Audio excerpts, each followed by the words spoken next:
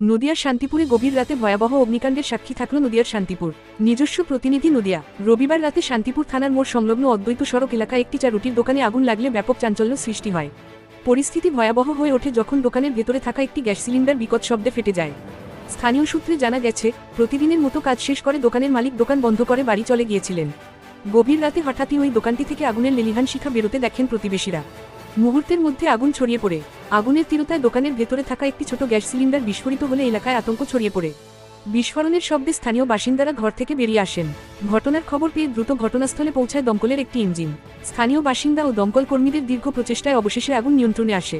তবে ততক্ষণে দোকানটি ভস্মীভূত হয়ে গিয়েছে। প্রাথমিক তদন্তে দমকলের অনুমান, দোকানের উনুনে অবশিষ্ট থাকা জ্বলন্ত কয়লা বা আগুনের ফুলকি থেকে এই অগ্নিকাণ্ড ঘটেছে। সিলিন্ডার বিস্ফোরণের ফলে দোকানটি মারাত্মকভাবে ক্ষতিগ্রস্ত হয়েছে। তবে রাতে দোকান বন্ধ থাকা এবং জনবসতিপূর্ণ এলাকায় আগুন ছড়ানোর আগেই নিয়ন্ত্রণে আসায় বর্ষর কোনো প্রাণহানি ঘটেনি। পুলিশ ও দমকল বাহিনী আগুনের প্রকৃত কারণ এবং ক্ষয়ক্ষতির সঠিক পরিমাণ খতিয়ে দেখছে। এই ঘটনায় এলাকায় শোকের ছায়া নেমে এসেছে।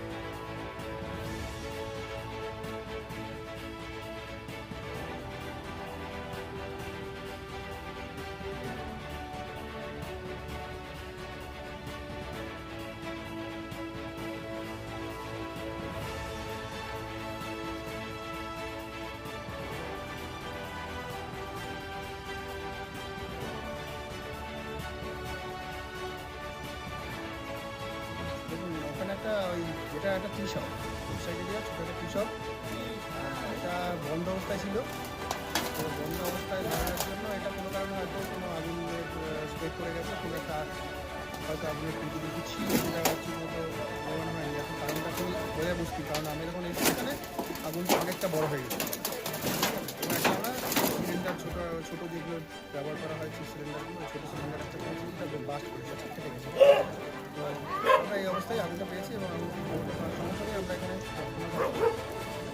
এলাকাবাসী সকলেই ছিলেন সকলের তৎপরতা, এবং আমরা সকলে তার গেট ইউজ করতে হয়েছে, আগুনটা আমরা নিয়ন্ত্রণ রাখছি।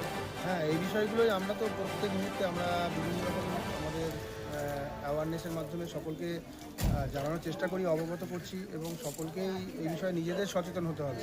দেখুন, আমরা আমাদের জানাতে পারি, কিন্তু ব্যক্তিগত যে বিষয়গুলো আমাদের নিজেদের সিকিউরিটির ব্যাপারটা দেখা উচিত। প্রত্যেকে আমরা সেটা বলি এবং প্রত্যেক অ্যাওয়ারনেসের মাধ্যমে আমরা সেটা সজাগ রাখার চেষ্টা করি যে কীভাবে আপনারা আগুনকে নিয়ন্ত্রণ করবেন বা আগুনের